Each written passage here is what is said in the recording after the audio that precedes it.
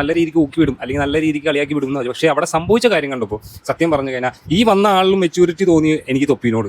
ഇത്തരം എന്നല്ലാണ്ട് ഇതിനെ എനിക്ക് ഒന്നും വിശദീകരിക്കാനില്ല. സത്യം പറഞ്ഞു കഴിഞ്ഞാൽ തൊപ്പിയെ കാണണമെന്നുണ്ടെങ്കിൽ നേരെ എറണാകുളത്ത് റെയിൽവേ സ്റ്റേഷൻ്റെ അവിടെ വന്നു കഴിഞ്ഞാൽ അവിടെ നിന്ന് ഒരു 18-14 കിലോമീറ്റർ ഉള്ളൂ അദ്ദേഹത്തിന്റെ വീട്ടിലേക്ക്. അവിടെ ചെന്ന് കഴിഞ്ഞാൽ നല്ലപോലെ സൽക്കരിച്ച് ഇരിക്കുകയും ചെയ്യും, സംസാരിക്കുകയും ചെയ്യും, ഒരു കുഴപ്പമില്ല. എന്നാൽ ഇതുപോലുള്ള പ്രവർത്തനങ്ങൾ കാണിച്ച് കോമാളിത്തരം കാണിച്ച് എന്തിനാണെന്ന് എനിക്ക് ഇപ്പോഴും മനസ്സിലായിട്ടില്ല. ഇത് കണ്ട് തൊപ്പി നിങ്ങളിലും വിളഞ്ഞ വിത്താണ് തൊപ്പി എന്ന് പറയുന്നത്. മനസ്സിലാക്കാനുള്ള ബോധം ബുദ്ധിയൊക്കെ നല്ല രീതിക്കുണ്ട്. കുറേ കാലങ്ങൾക്ക് മുമ്പ് പലതും ചെയ്ത് കൂട്ടിയിട്ടുണ്ടെങ്കിലും പക്ഷേ ഈ വക കാട്ടായം കാണിച്ച് മറ്റുള്ള സമൂഹത്തിന്റെ മുന്നിൽ കുറേ കോമാളിയായി ഒരു ജോക്കറായിട്ട് എല്ലാവർക്കും പരിഹരിച്ച് ചിരിക്കാനും അതിനുള്ള കഥാപാത്രമാണ്. അതും ഒരു ഫാമിലി, കുടുംബം, 3 കുട്ടികൾ എല്ലാവരും ഉള്ള ഒരു വ്യക്തിയാണ് ഈ ഒരു പറഞ്ഞ ആൾ. ഞാൻ സത്യം പറഞ്ഞ തൊപ്പിയുടെ മുമ്പിൽ ചെന്ന് കഴിയുമ്പോൾ ഈ ഒരു വ്യക്തി നല്ല രീതിക്ക് ഊക്ക് മേടിക്കും എന്നാണ് ഞാൻ ആലോചിച്ചത്.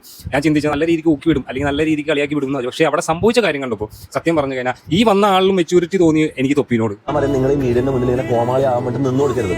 നിങ്ങൾ കല്യാണം കഴിഞ്ഞാലേ എത്ര മക്കളുണ്ട്? 3 മക്കളുണ്ട്. നാളെ നിങ്ങളെ മക്കൾ വളർന്ന് വലുതാകുമ്പോൾ ഈ പഴയ വീഡിയോ കൊടുത്തിട്ട് അവൻ്റെ സ്കൂളിൽ പോകുമ്പോൾ അവൻ്റെ ഫ്രണ്ട്സ് കളിയാക്കൂലേ?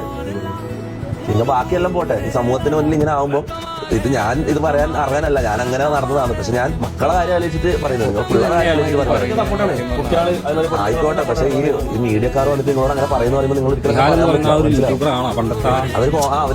ഞാൻ പറയണത് നിങ്ങൾ പണി രൂക്ഷമായിട്ടാണോ, പണി എടുക്കാതെ ജീവിക്കാനുള്ള ഒരു മാർഗത്തിനാണ് തൊപ്പിയുടെ അടുത്തേക്ക് പോവല്ലേ?